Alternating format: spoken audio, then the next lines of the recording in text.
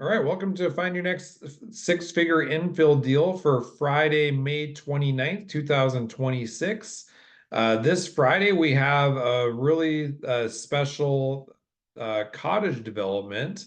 We've been seeing a lot of these lately. In fact, we've kind of been keeping our eyes open and kind of analyzing everything through the lens of cottage villages. There's a few reasons why we do that and are doing that now, and I'm super excited about them. I think they're providing an excellent opportunity moving forward, and ultimately, me and my team are going to be the cottage village people. So, uh, not the village people, but the cottage village people. So I'm excited about it. I'm excited to share this week's deal. Before we get into this week's deal, I'm going to cover the a little bit of education. So, what I want to talk about today um, is how to access more capital to do real estate deals.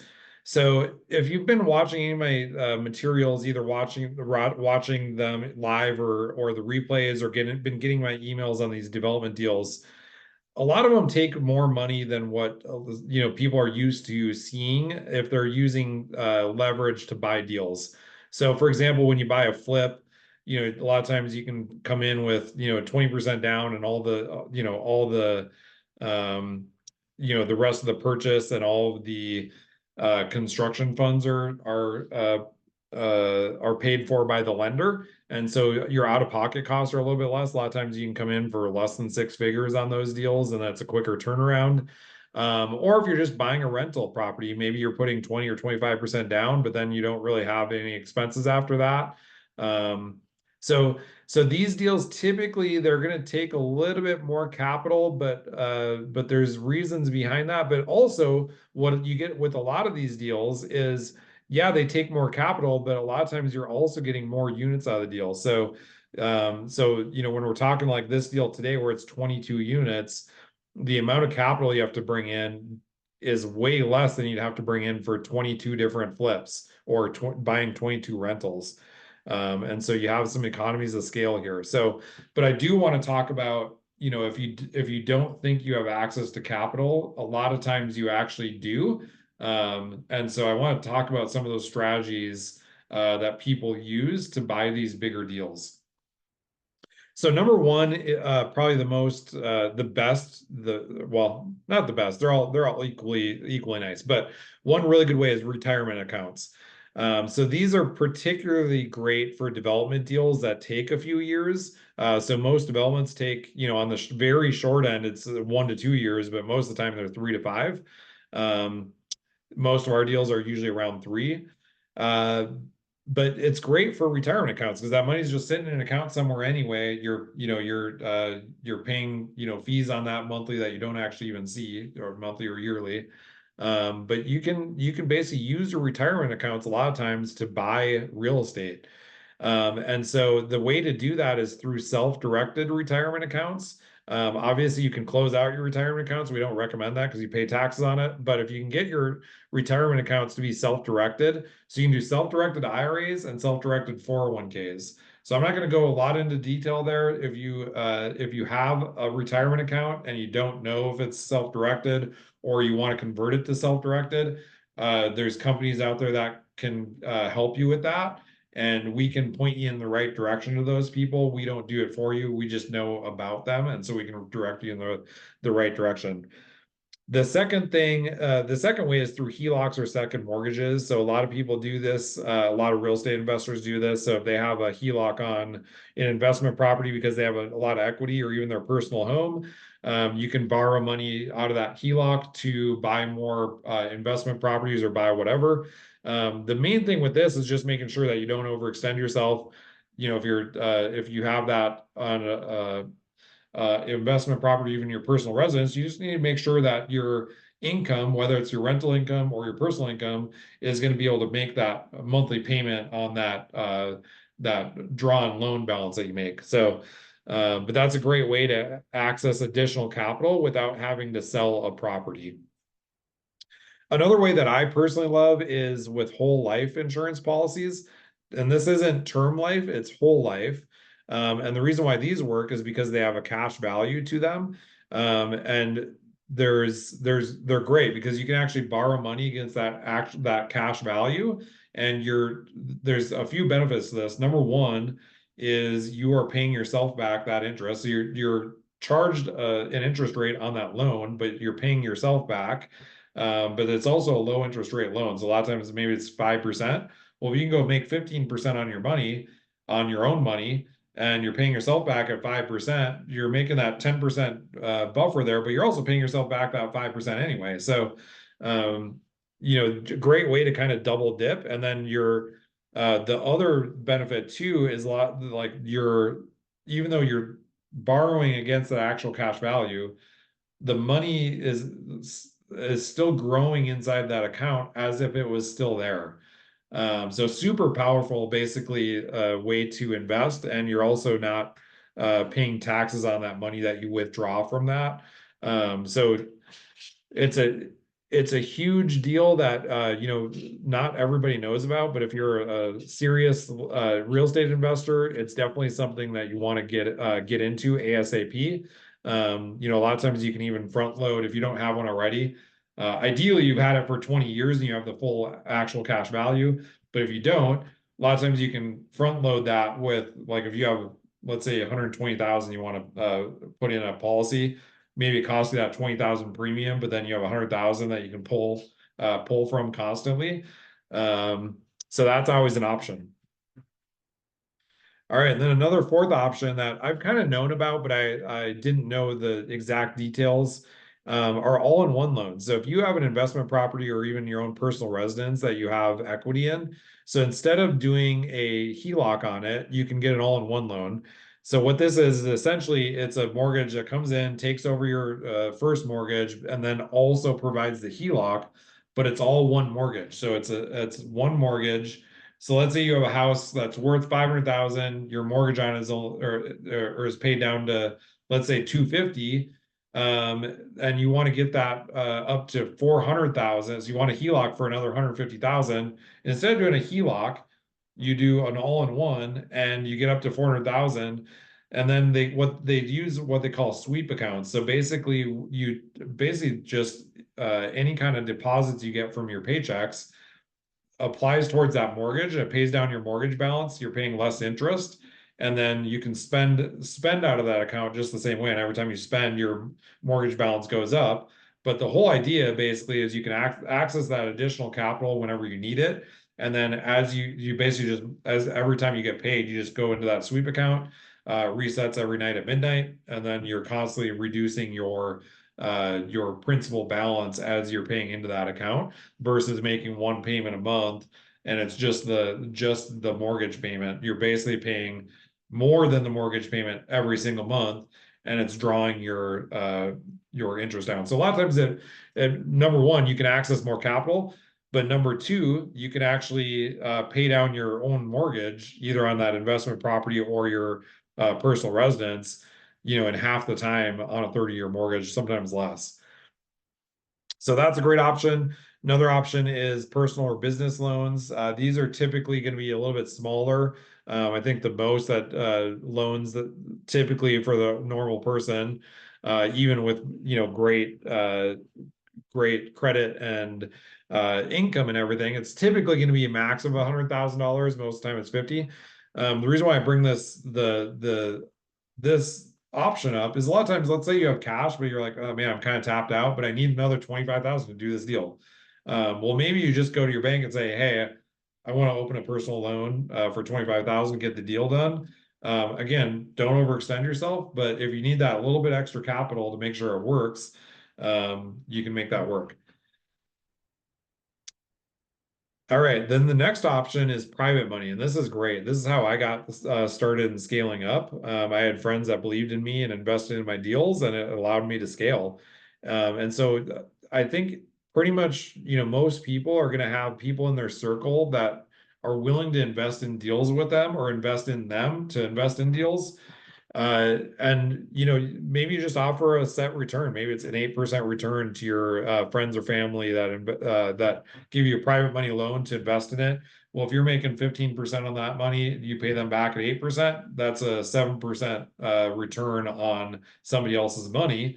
that you wouldn't have made or wouldn't be able to do a deal otherwise. So that's always an option to look at. And then another option along those same lines is partnerships. So joint ventures, partnerships, that's something where maybe those same friends or family members, maybe you'd say, okay, instead of doing a set percentage return for you, why don't we just invest together? Or maybe if it's a JV, so maybe they're bringing half of the money, you're bringing half the money, and then you just split the proceeds. Or they're bringing all the money, and you're doing everything else, whatever that is. That's another way to do the deal. And then you split it however you want to. It doesn't even have to be 50-50 partnership. It can be 70-30 or 80-20. There's different structures that you can do to that depending on who's bringing what to the table. And then another thing along the lines of partnerships is and joint ventures is syndications. So syndications is when you pool more people's money together. So there's 506B, which is basically friends and family, people that already personally know you. And then 506C, which is only accredited investors. And so for some of these larger deals, especially like multi-million-dollar deals, you have where you can go and raise money from multiple people. So multiple people pool together smaller funds, and then they all have an ownership share in the project. And so what that looks like, um, so let's say you have 10 investors that want to pool $100,000 together each. You have Now you've raised $1 million. You're going to have, maybe you're the one of the general partners and you have a share in the deal, and then you give your other limited partners, the people that are just bringing money and not actually doing anything else in the deal. They're limited partners. So you have general partners, limited partners, and then you can kind of split up the uh, the shares based on, again, what everybody else is bringing to the table. So that's a little bit of education I want to cover. I'm going to jump into my background, a little bit of introduction to myself. My name is Zach Matson. I'm a developer and builder here in Boise. I basically started in real estate investing back in 2013. I house hacked, bought my first duplex, lived in one side, fixed up the other. Uh, Actually, I take that back. I lived in the side I was fixing up and I rented out the other. The one side was paying my mortgage. I did that again a little less than 2 years later. And then a few months after that, I got fired from my job. So I got into flipping full time. So in 2016, started flipping houses full time. And then kind of had challenges scaling, and I saw some opportunity in infill development. So in 2019, I bought my first, I bought my first infill development in 2019. It closed in 2019. And then we developed it in 2020, bought a few more deals in 2021, and then really had the intention of going full bore scaling. We had a pause in 2022 and 23, or a slowdown, I should say, where we weren't buying deals because the interest rates raised, the resale construction prices kind of paused and they were coming down. We wanted to see where that bottom was, and make sure we didn't get stuck with anything. And then also the land prices, nobody was in a hurry to sell land, and so the land prices were still high. We started seeing that change then to 2023, so we bought a few more deals in 24. Early 2025, I saw a ton of opportunity on the market that I couldn't possibly buy all the deals myself. I can only buy one or two or three myself every year. And so I created this system to be able to bring these like these opportunities to individual investors to buy. So I spent about 6 months the beginning of last year setting up this system to be able to identify and really underwrite properly and execute these deals for our clients. And so we officially launched it in July, and have had a few clients buying deals. We've just focused on natural growth because we want to make sure that all of our systems and people are in place. And so we've been kind of working on that in the background as we go. But we're looking forward to scaling and selling every single deal of the week. We're shooting for, by the beginning of next year, essentially selling every single deal of the week. And we'll start spending ad money, and they'll start selling every single week because there's so much opportunity. The opportunity is amazing compared to anything else out there. And there's just such a high bar to get into development without knowing development. So that's what our team does. I created the system to be able to bring this to everyday investors, and super excited about it. Um, so a little bit of background into the system and how it works. So we call it our Infill Deal List, and we basically give investors full-time access to our deal list. And so if you're a realtor or investor, you can get full-time access where you can see as we add deals, as we underwrite deals. So you have the first access to these deals as they hit the list. Um, and so there's a couple of ways, or there's a few things we have you do in order to have access to the list. So if you're a realtor, we either have you attend in-person sessions, which we'll have probably one over the summer or one joint session, or just watch our replays. So we have session or parts 1 and 2, which is infill development and our new construction process. And then part 3 is a virtual meeting where we just go over the actual deal list and how to understand it. And then we just have you sign an agreement saying that if you're going to use our strategies that we're suggesting with your buyers, you introduce us to your buyers early on in the process so that we all are on the same page and we get the deals done properly the way that they need to be done. As a bonus to realtors, we also offer free marketing campaigns. So we have co-branded materials that you can send out to your client base, including our weekly infill deal of the week that you can just basically co-brand and send out. You basically just put in your information and send it out to your buyers list.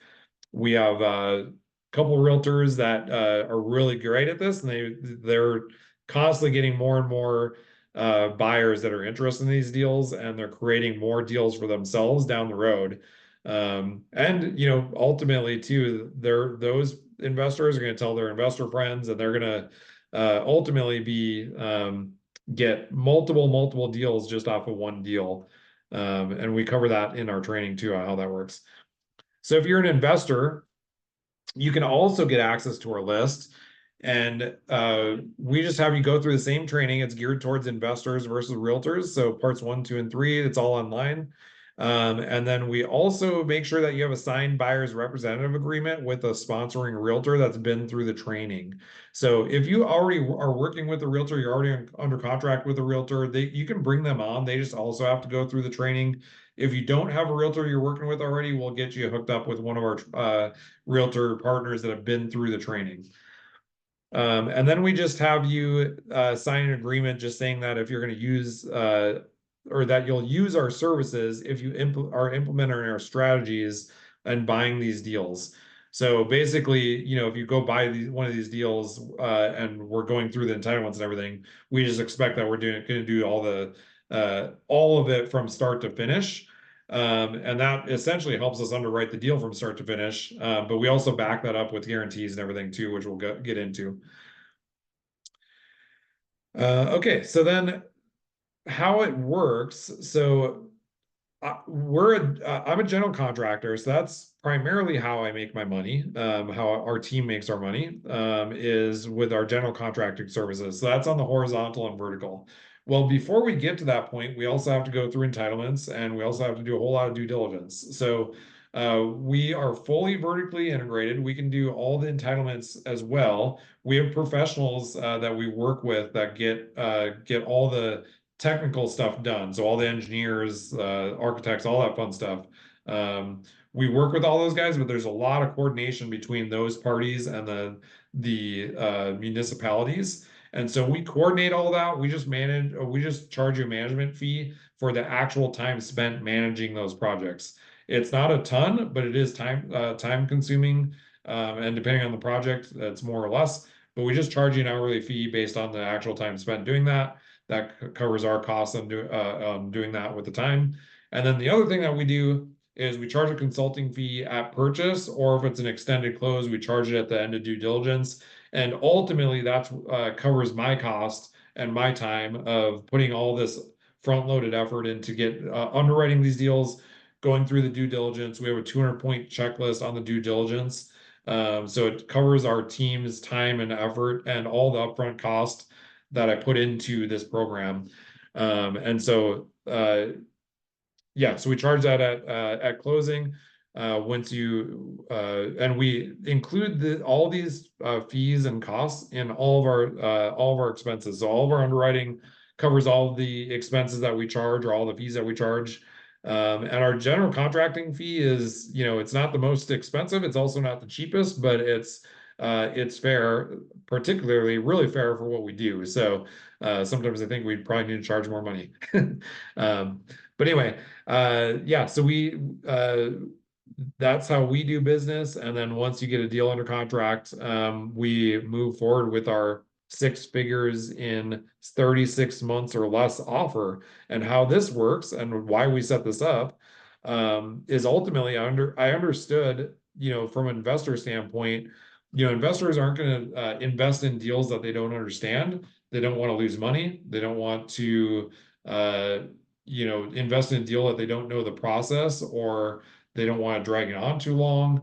They're worried about contractors cutting corners or just not having control or visibility. A lot of investors invest in syndications where they're limited partners and they don't have any control or visibility in that project. So it's just giving some of your money, being passive and hoping it works out. That's not necessarily a bad thing. It's good, especially if you want to, spread out your money or whatever.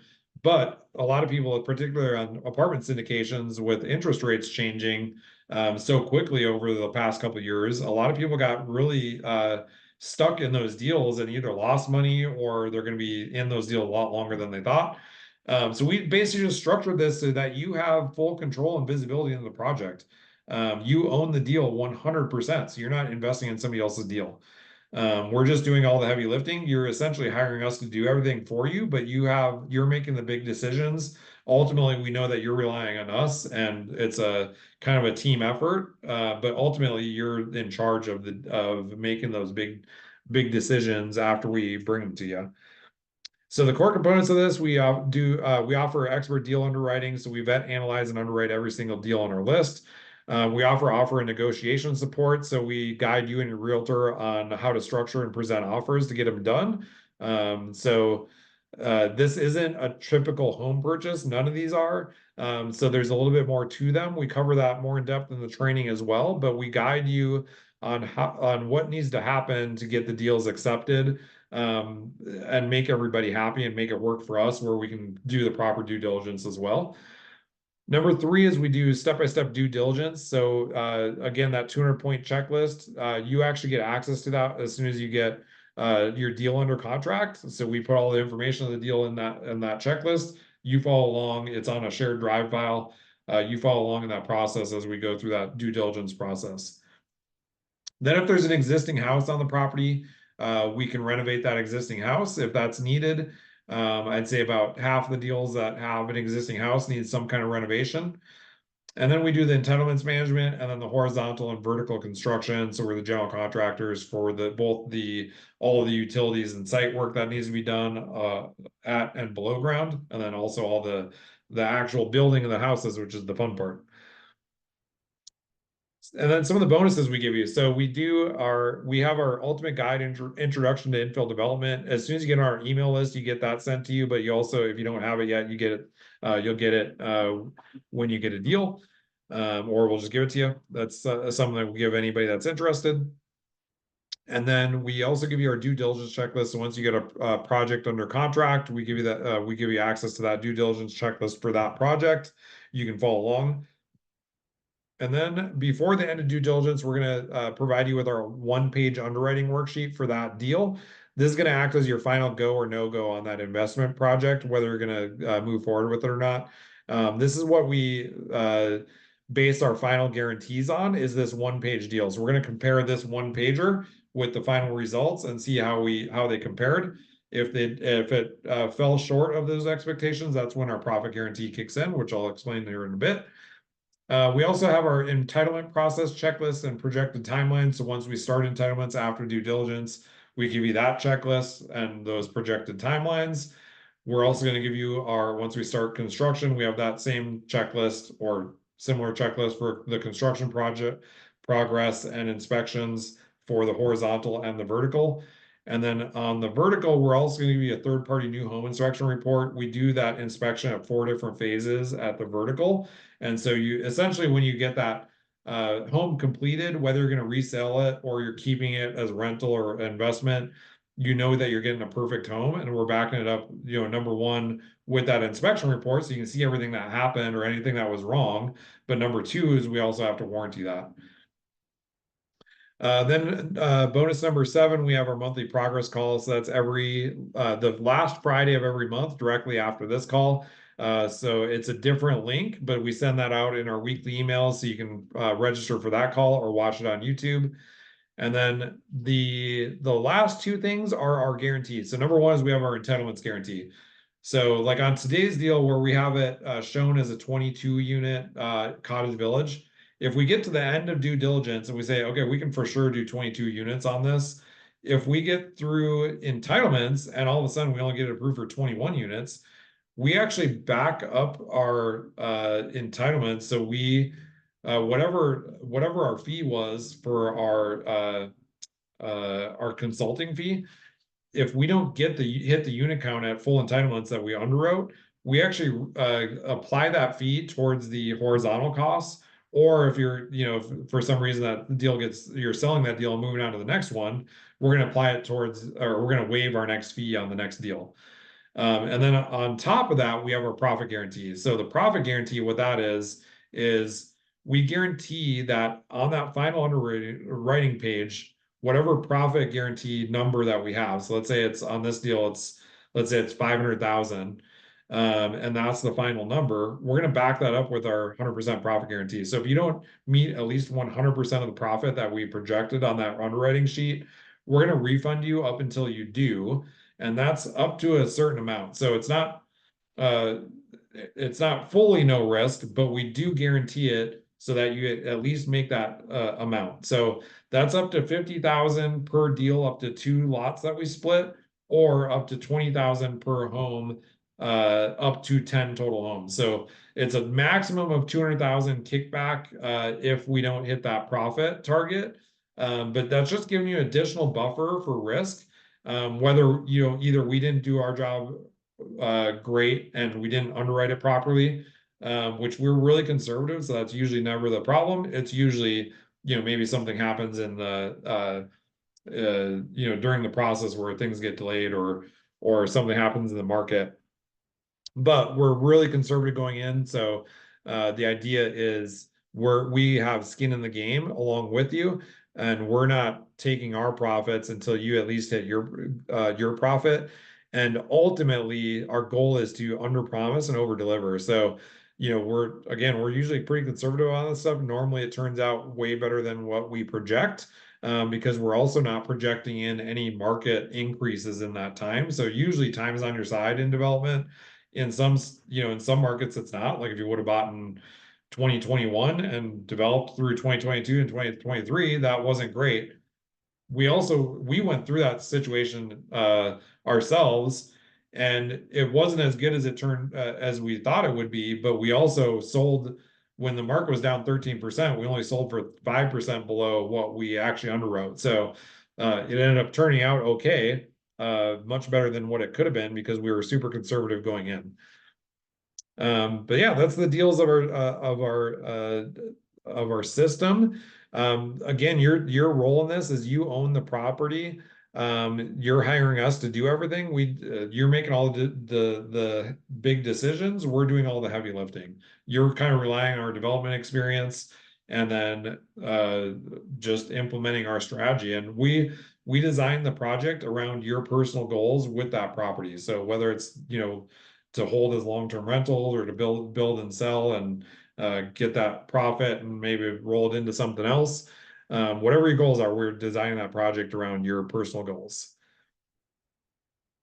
All right.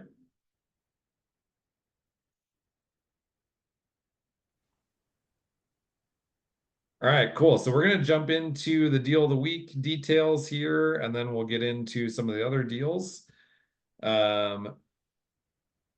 Okay, so this week's deal, we actually analyzed this a couple different ways.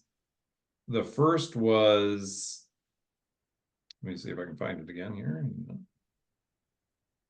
Yeah, here we go. The first was to basically keep the existing house and then add, I think, 12 cottages.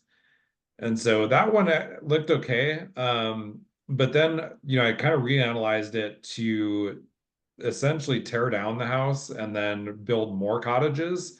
And it actually worked out a lot better, primarily because it kind of spreads out the development costs. The development costs are basically the same no matter what.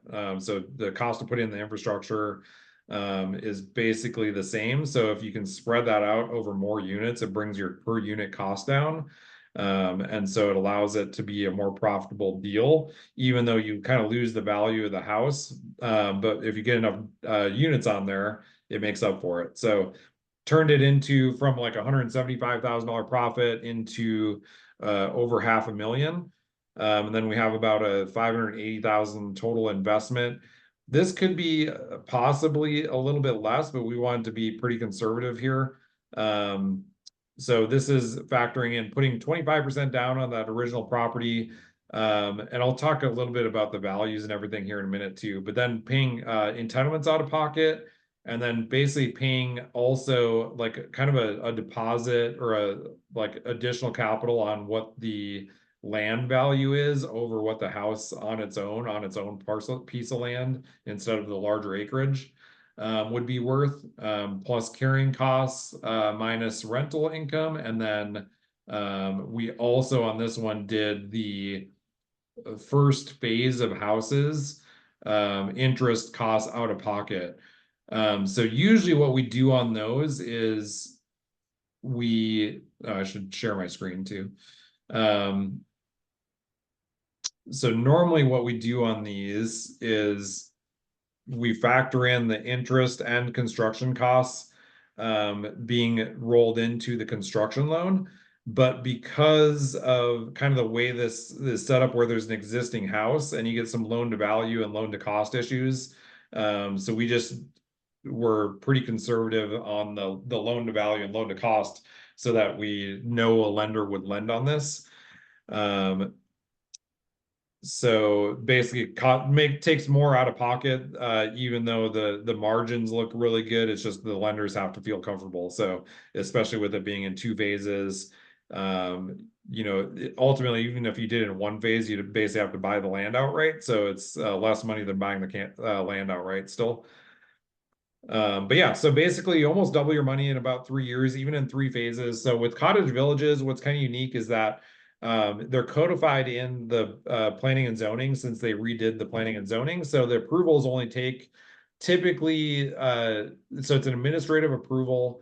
After you submit the application, it only takes maybe 3 months to get approved. So that whole process basically to get approved is about 6 months. And then you get the civil plans approved, which take usually another 3 months. So you're usually at an approval within 9 months as opposed to, or less, as opposed to 12 to 15 months. And then you can also you don't have to subdivide it. So you don't have to get the plat signed in between the horizontal development and the vertical, which is all the utilities, then actually building the houses. And so you save about 6 months there as well. And so it makes it a more streamlined process. So basically, instead of exiting a deal after 3 years on a small subdivision, it's usually 2 years on a cottage village. This one is just three because it's two phases essentially. So otherwise it would be two. Again, if you did it in one phase, it'd be 2 years. So if somebody's looking to exit quicker, but the challenge or the risk with that too is if you do 22 units all at once, you also have to sell 22 units, and you don't know that. Especially on the front end, we do more analysis, when it comes time to building, but we do absorption analysis, basically estimating how long it'll take to sell however many units we want to build or what the absorption rate is. So if we can sell, let's say 3 units per month, we don't want to build more than like 3 months of inventory at any one time. So you don't want to build more than 9 units, say. And that's all at one time. You can roll the starts. So basically, you start some, and then a month later, you start more. So you can do that way they get sold, and you're not flooding the market with a bunch of inventory and then sitting on it for a month. And meanwhile, your interest costs are racking up. So that's kind of how we analyze this stuff a little bit more in depth. So we have the existing house, we analyzed it at the current value if it weren't sitting on extra land at about 420. So you're paying about $12,000 per extra lot. Ideally, the purchase price would be lower, and I think, realistically, somebody could probably come in and get this a little bit lower just based on some recent comps as well. But it'd be uh pretty close to this price most likely, and depending on the condition of the house too. The condition of the house, they didn't have any interior pictures, it's only exterior, so it's really hard. It looks good from the exterior, but it's hard to know what it looks like inside. So it could be worth more, could be worth less. I did put some renovation costs in there, but again, that could go up or down. We don't go look at these until somebody has them under contract. That's just basically saves a lot of time and energy. But we analyze the deals as best we can, and then we really dive deep once they're actually under contract. So we have the development costs here. This is, again, an estimate based on the square footage of the lot and what we know has to be done with it. And then we also kind of estimate what, if you sold the project with all the infrastructure in place, where another builder could come in and just build the units out, they'd probably be worth about 100,000 per unit for just the land. That's after you put the infrastructure in. So then you have some profitability there as well if you sold it at that point. And then this one, we're pretty conservative on this resale. So the vertical and the difference between the vertical and selling it horizontal is about the same. But I think this would be probably a little bit higher, or this would be a little bit lower, because typically you have to have more margin in there for the builder. So again, we would analyze that a little bit more as we went in depth on it. So then we have a construction cost of 235. This is also including so this is including our fees, but it also covers this is building each cottage, but also each individual, so each one would have a detached garage as well. So that's the cottage plus the garage, and then we have a resale value of 380 on those in that part of town. So then we have the profitability per unit over 22 units. I also looked at this. I think I could possibly get 1 or 2 more units as well. Again, we kind of look at this conservatively going in. And then in this format where you're tearing down the house, you basically lose that value. Essentially, that's just the land cost, but because we kind of factored in that house having a value at the front end, and we retain this value instead of putting 0 on the value of the house, because you're going to retain that in phase 1 and basically rent it out while the other part of the site is being developed. So, but essentially in phase 2, you kind of lose that. That's the cost of the land essentially in phase 2. And then you still have profitability here. So these numbers are just kind of we have a loan to value and loan to cost. So these are kind of the max numbers that they would lend on if you did it all in one phase. So this number, so the total refinance, this is if you were to do 100% construction costs and 100% interest costs, as well as refinancing 70% of the purchase price into the loan. And so this number is higher than these numbers. So basically you'd look at the difference if you did all this in one phase. So essentially it would take more capital to do it in one phase. But if we did in 2 phases, you kind of look at it separately. And again, so if anybody kind of ends up interested in this deal, we can break this down even further into the phases and what that looks like. I'm not going to cover that in this call. We can cover it more in depth, and we actually have a really good analysis from another deal that we're doing almost identical to this on the bench as well. So it's 22 units. The purchase price is a little bit higher, but the resale prices are a little bit higher too. But it's like we have great information on it because we're doing a deal that's almost identical. Okay, the other thing I wanted to talk about, with this deal too. So it's zoned R1B currently, which doesn't allow for a cottage village. But it's the future land use. So without getting too far into the weeds here, the future land use actually supports a rezone, and it's right next door to R2 zoning. So and along the road that it's at, it's supported. So this is another deal where normally I wouldn't go into a deal saying we're going to rezone this to get it redeveloped, but because of the location where it's at and the future land use, it actually supports it heavily. And so I wouldn't be really too worried about this. This is something we would dive a lot deeper into during due diligence and make sure that and confirm that the city is in support and get it in writing. And then most likely we try to set this up so it doesn't close until after it's rezoned. So that's just kind of the, some of the strategy that we use, um, to reduce risk. Ultimately, during our due diligence process, we have that 200-point checklist that we go through during the due diligence process that we could actually pretty well know with a 99% certainty that it'll get rezoned or not rezoned during that due diligence process. And so that removes a lot of risk, even without closing, even if it has to close before it's rezoned. We would know again and with pretty reasonable certainty that it would be approved. Or if we found out during that due diligence that it wouldn't be approved, then we would cancel the contract. All right. Any questions on that? On this deal?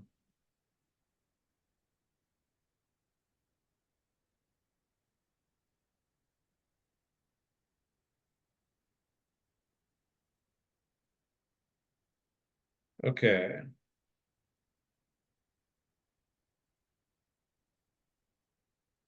So our deal last week, we actually had a client get this under contract. They actually had, I think, 3 other offers on this deal, and our client got it under contract.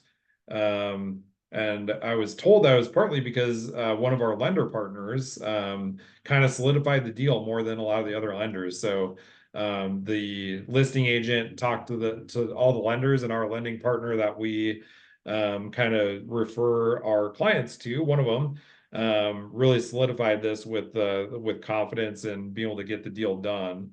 And so that was huge, and we were actually able even to secure it a little bit under what the listing price was, and apparently some of the other offers were full price.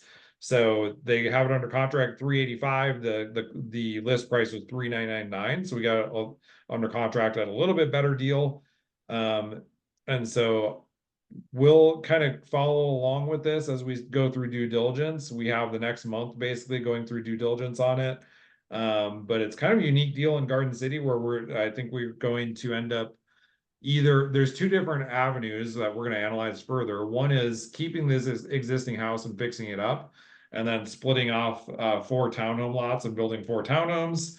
And then the other thing would be to still do those other 4 townhomes, but then in phase 2, tear down the existing house. So instead of putting a bunch of money into it to fix it up, tear it down, and in phase 2, build 3 more townhomes. So we're going to look at that a little bit more closely. This number here is actually with factoring in tearing that down. And then I think this number here, let me scoot over here, is keeping this existing house and fixing it up and selling it.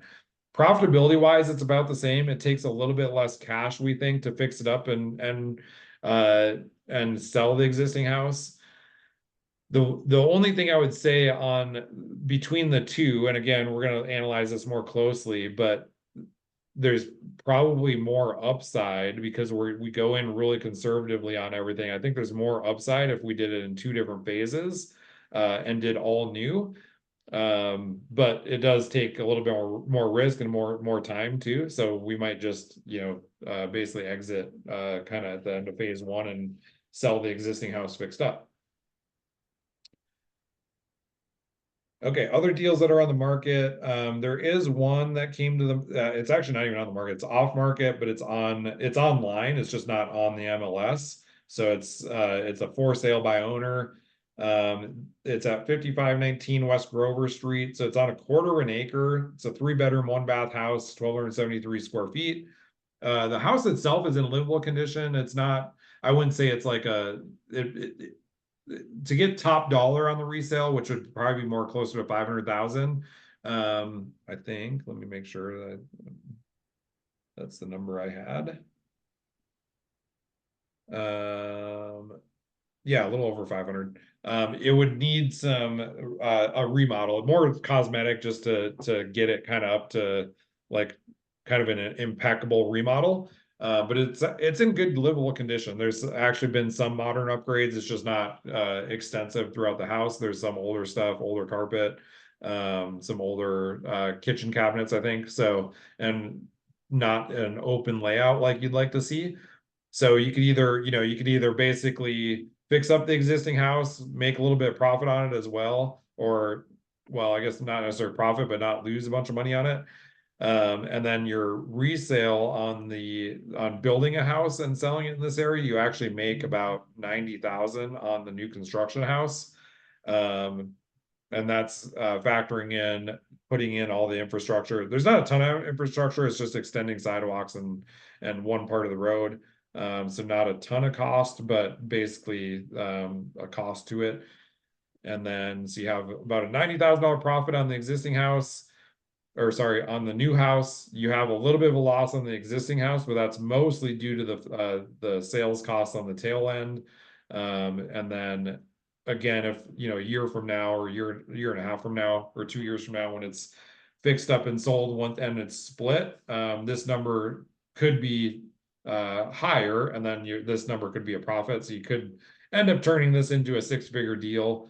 But that's just another one that came on the market. That's a decent deal. And then if somebody wanted to do this with a little bit of less capital out of pocket, theoretically, somebody could buy this as their primary residence. And let's say you can buy that as your primary residence, live in it, with 5% down instead of 25% down. And if you take away this, basically your rent and mortgage cost as a cost to this, because essentially it's your living expense, then your cash out of pocket is only 130,000, and you're still making that 75,000. The reason why I bring this up is that we've actually had a couple clients in the past trying to almost do like a little bit of a modern house hack, where they buy a property like this, live in the older house for a little while, and then basically split off a lot, and then they can build their own home and walk into it with equity. And so that's why I kind of bring this process up, is because you can theoretically buy this house, live in it, cost you a little bit of money to split it. But then you're walking into your house not with this 75,000 in equity, but you're actually walking into it with that number isn't correct, but this is after sales costs. So whatever it costs to sell this is the additional equity you would have. So that is about 55,000 additionally.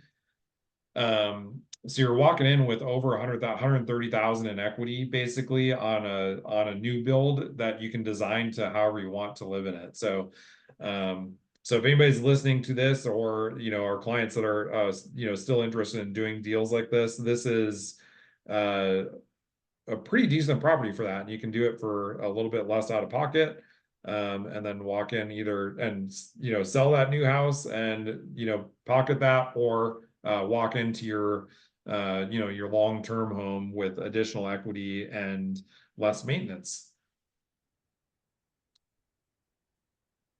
Okay. See if I have any other deals that we updated this week. There's a couple other deals I just didn't quite have time in the short week to analyze. I do want to mention this Auburn Avenue, because this is actually a pretty good price on something that's almost an acre.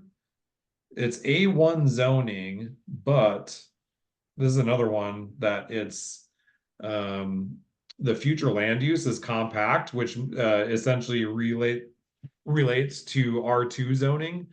It is in the airport influence area, but what basically all that means is that you just have to sound insulate a little bit better. So a little bit extra cost on the build.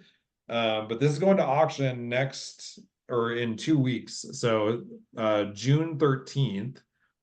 So anybody that's watching this or interested in this, I'm probably going to make this the deal of the week next week. That way it's closer to the auction, but I'll fully analyze this. And then the auction is Saturday the 13th. But the starting price is only $399. And most people that go to the auction are going to look at it as, it's zoned A1, obviously. There is a little bit of risk in it being an auction property and buying it with the intent to develop. But we can do a little bit of due diligence up front before that auction if somebody's interested. So we can actually get a like pretty well into due diligence. So you reduce your risk, but most of the people that are at that auction are going to look at it as a 3-bedroom, 2-bath, 1,400 square foot. I'm trying to remember if this one had a shop or not. I'll pull up the listing here.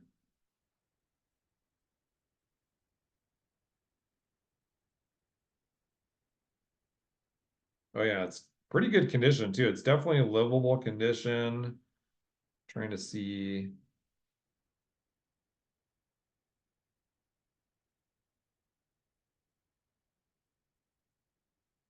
Doesn't look like there's a shop.